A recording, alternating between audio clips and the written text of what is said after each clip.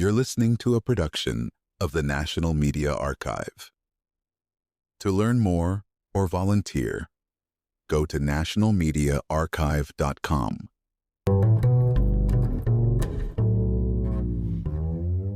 Have you ever paid someone to throw you out of a plane? Because, yes, I did.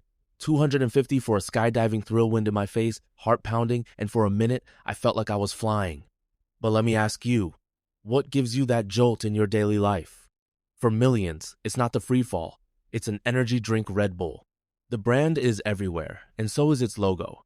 But the story behind it is as wild as any extreme sport. Red Bull sells 7.5 billion cans a year. That's almost one for every person on Earth. But even that's dwarfed by Coca-Cola, which moves nearly 2 billion units every single day. So how does Red Bull stay so visible? What's the secret to their marketing power? Let's unravel this high-octane story. Now, if you're wondering how a niche drink became a global icon, buckle up. We're about to take a deep dive into its origins, ingredients, controversies, and the brand's genius moves. Ready for the ride? Because just like skydiving, the Red Bull story starts with a leap of faith in a faraway land. Let's head back to Bangkok, 1982, where an exhausted Austrian salesman touched down and everything changed. Picture this. It's scorching hot in Bangkok, 1982. Dietrich Mateschitz, an Austrian sales manager, lands jet-lagged and barely functioning. He's about to meet a local distributor, Cagle Young. Now, you might ask, what does jet lag have to do with energy drinks? Everything. Cagle, seeing Dietrich's exhaustion, offers him a Tonica homemade recipe, not just any bottled drink. One sip and boom, jet lag gone. It sounds like a miracle cure, right? But it wasn't magic. It was Krating Daong, a Thai energy tonic already beloved by truck drivers and factory workers. Here's a technical term: functional beverage drinks formulated for a specific health benefit. In Thailand, these tonics were cheap, effective, and targeted at the working class, thanks to Cagle's marketing genius and pharmaceutical background. Let me tell you, Mateschitz was hooked. Every trip to Thailand, he'd hunt down that drink, and he noticed everyone from farmers to late-night drivers was guzzling it. Why hadn't the West caught on? That's when Dietrich's business radar went off. What if he could take this blue-collar miracle and repackage it for the world? Let's zoom in on Krating Daong, the drink that started it all. You may not know this, but Krating Daong literally means Red Bull in Thai. The logo? Two massive Goran Asian bison charging at each other with a blazing sun behind. Cagle Young created Krating Daong in the late 1970s. It was engineered from a classic pharmaceutical approach, a mix of caffeine, sugar, and a key ingredient called taurine. Think of taurine as the WD-40 for your brain and amino acid that helps things run smoothly. Unlike the expensive Japanese and Korean tonics on the market, Cagle made his drink affordable for laborers.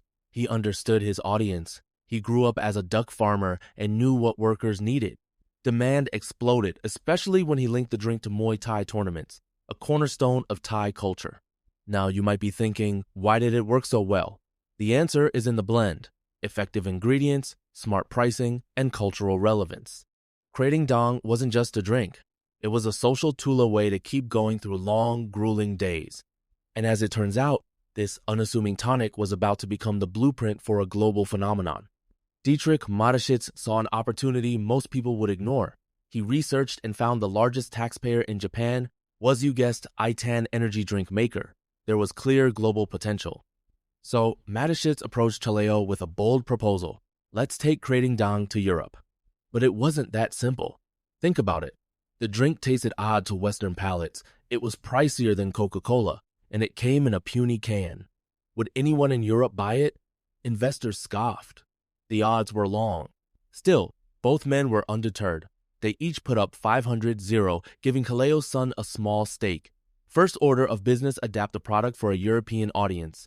That meant tweaking the flavor, adding carbonation, and rebranding. Here's a technical term: market localization, adapting a product's taste, look, and feel to fit cultural expectations. Without this, Red Bull would have been dead on arrival. This is where Mateschitz's genius kicked in. He knew he didn't just need to sell a drink, he needed to sell a lifestyle, and that meant a total transformation. Let's talk about the Red Bull brand. Have you noticed those two charging bulls and the yellow sun? It's not just cool artwork. In Southeast Asia, the gourd symbolizes strength and endurance. Cagle wanted his drink to embody those traits hard work, stamina, resilience. But Mateschitz knew that wouldn't be enough in Europe. He needed to make Red Bull aspirational. So he took the core symbolism power, energy, competition, and wrapped it in a sleek silver and blue can. Suddenly, Red Bull wasn't just for laborers, it was for skiers, clubbers, students, the bold and adventurous. Here's a technical term: aspirational marketing, selling not just a product, but an identity. Red Bull became the drink for people who wanted to stand out, to push limits, to fly. Now, you might ask, why did people buy into it? Because the story was irresistible. Red Bull wasn't a beverage, it was a badge of courage, a ticket to excitement. And that's how a humble Thai tonic morphed into a global badge of adrenaline. Now, let's get into what's actually inside that slim can. Red Bull's formula is simple: caffeine, sucrose, glucose, and taurine. But controversy swirls, especially around taurine. Ever heard that urban legend about bull sperm in Red Bull? Totally false. Taurine is a sulfur-containing amino acid, first isolated from ox bile in 1827, hence the name, from the Latin taurus. Today, it's synthesized in labs. In your body, taurine works like a chemical courier, helping with brain function and reducing inflammation. But here's the conflict. There's little evidence taurine boosts athletic or mental performance, yet its supposed effects led to bans in countries like Germany and France. For years, Red Bull was accused of causing everything from heart attacks to strokes. Regulatory bodies eventually relented. France lifted its ban in 2008 after failing to prove harm, but the perception stuck. In Asia, these ingredients are uncontroversial, but in the West, Red Bull is seen as risky. So, is Red Bull dangerous? The science says, in moderation, probably not, but the debate over its health effects is far from over. Caffeine, let's face it, most of us are hooked. But how much is too much? A standard Red Bull can has about as much caffeine as a strong cup of coffee, plus a hefty dose of sugar. That's what delivers the signature jolt.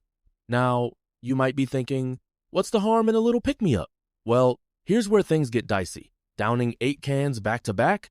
That's a cup and a half of sugar and 1.5 times your daily recommended caffeine intake. Overconsumption can lead to heart palpitations, insomnia, even trips to the ER. The technical term here is stimulant synergy, when caffeine and other ingredients amplify each other's effects. That's why mixing Red Bull with alcohol, a common party practice, can be risky. You feel alert, but your body's still impaired. Let me tell you a story. A college friend once tried to pull an all-nighter for finals with 4 Red Bulls and a pot of coffee. He aced his test, but couldn't sleep for 2 days. Bottom line, Red Bull gives you wings, but moderation keeps you grounded. Red Bull's real genius? It's not the drink, it's the marketing. When the brand launched in 1987, Mateschitz didn't just target workers, he aimed at the elite. Skiers, clubbers, partygoers, university students. He paid popular students to host parties, gave away cans, and pimped out cars with the Red Bull logo. This grassroots strategy, what marketers call seeding planted Red Bull, in cool circles. The result? In year 1, 1 million cans sold. But Mateschitz wasn't satisfied. He wanted Red Bull to be a cultural movement. That's when extreme sports entered the scene.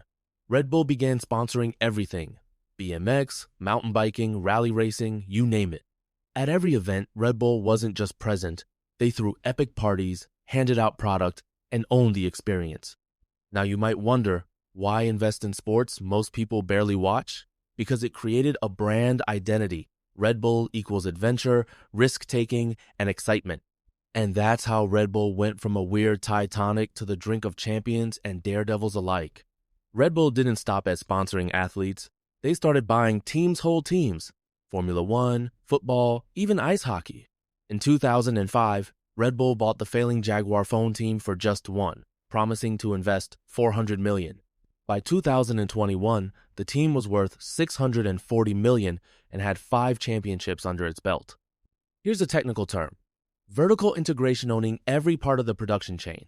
Red Bull didn't just slap logos on cars, they built a sports empire, from engineering to management.